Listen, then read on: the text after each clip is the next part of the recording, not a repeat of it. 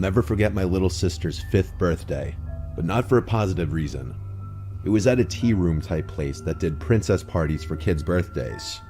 I didn't want to participate in any of the activities or princess interactions since I was worried about people thinking I was a baby, like a typical tough 6th grader.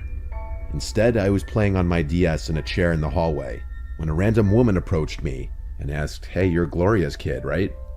Gloria is my mom's name, so I told her, yeah. This lady tells me that she's my Aunt Sarah and that I was probably too little to remember the last time we saw each other. She started talking about how big I had gotten and asked how I was doing in school. I was pretty used to these kinds of interactions with relatives, so I didn't question it at all and gave the usual answers.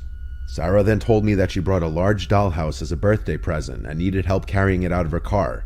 She told me that she also had brought another cake and offered me the first slice if I helped her. I was almost 12, so I was taught about creeps and the fact that this was an almost textbook kidnapping scenario. But like I said, these kinds of interactions were super common in my family. I also admit that I made the mistake of trusting Sarah more because she was a woman. So I agreed to help and followed Sarah out the back door. The car wasn't parked. It was still running with a man in the driver's seat. Sarah could tell that the man being there made me suspicious, so she quickly told me that was my Uncle Dennis and started urging me to hurry with the dollhouse before the cake frosting melted. I got a bad gut feeling.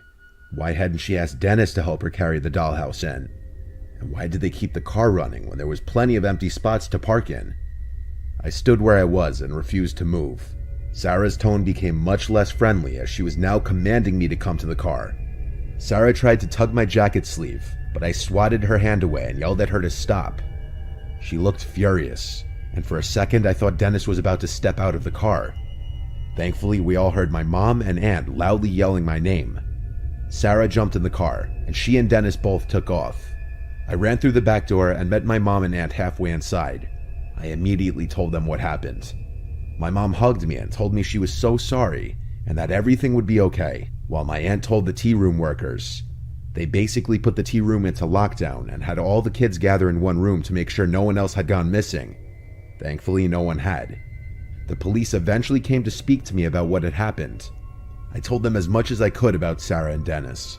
The police officers I spoke to promised me that they would get back to me and my mom if they found out anything new, but we never heard anything back from the police about Sarah or Dennis, or whatever their real names were.